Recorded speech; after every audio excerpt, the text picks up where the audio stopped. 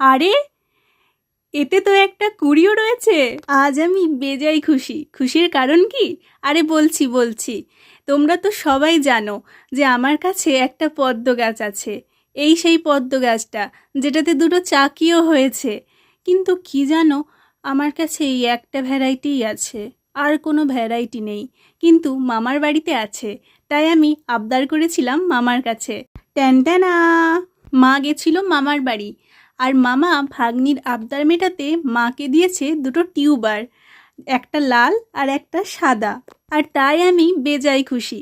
চলো এটা আস্তে আস্তে খুলে ফেলি। দেখো মামা কত যত্ন করে দিয়েছে যাতে টিউবারের কোনো ক্ষতি না হয়।